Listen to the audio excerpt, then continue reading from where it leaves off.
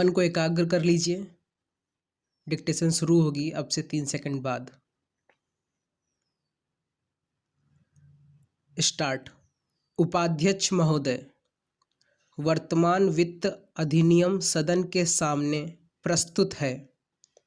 इस बिल पर मुझे बोलने के लिए आपने समय दिया, इसके लिए मैं आपका आभारी हूँ। इस बिल का एक विशेष महत्व इसलिए भी है कि यह संकट काल में पेश हुआ है।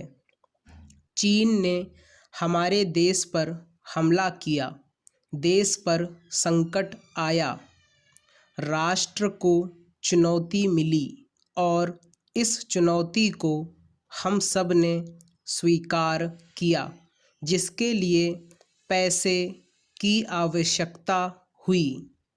इसको वित्त मंत्री ने बड़ी कुशलता से देश के अंदर और देश के बाहर से जुटाया। इस बिल का महत्व इसलिए भी है कि हमारी पंचवर्षीय योजना के मध्य में ही यह बिल आया है। देश में बड़ी बड़ी योजनाएं अभी अधूरी हैं, जिनका पूरा होना देश के लिए बड़ा आवश्यक है। इसके लिए भी बहुत बड़ी धनराशि चाहिए।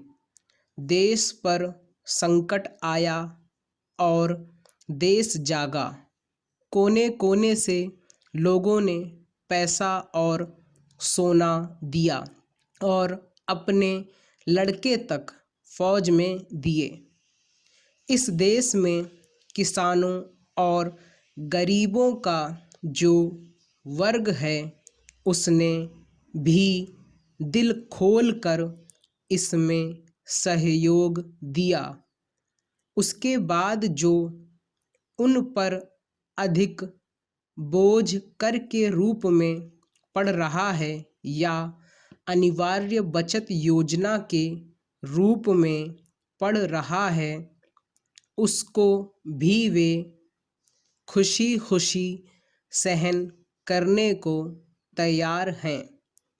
परंतु वे सरकार से भी कुछ चाहते हैं। वे चाहते हैं कि उनकी जो गाढ़ी कमाई का पैसा है, खून पसीने का जो पैसा है, वह व्यर्थ के कार्यों में ना जाए और उसका सदुपयोग हो।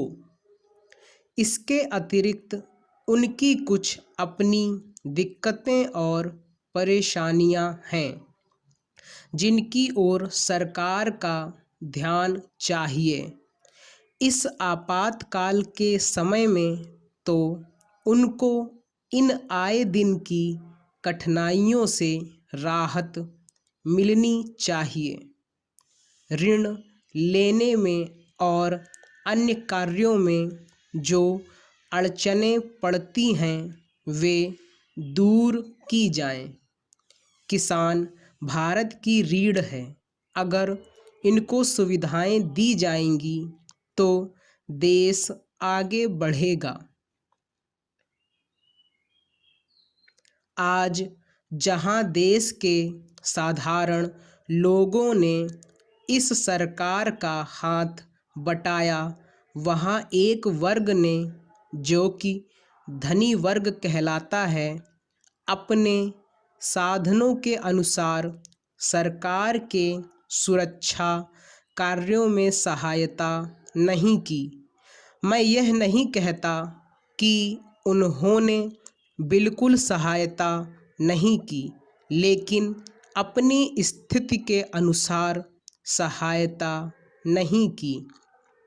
जहाँ तक योजनाओं का संबंध है, इस देश को समृद्धशाली बनाने के लिए योजनाओं पर काफ़ी काम हो रहा है।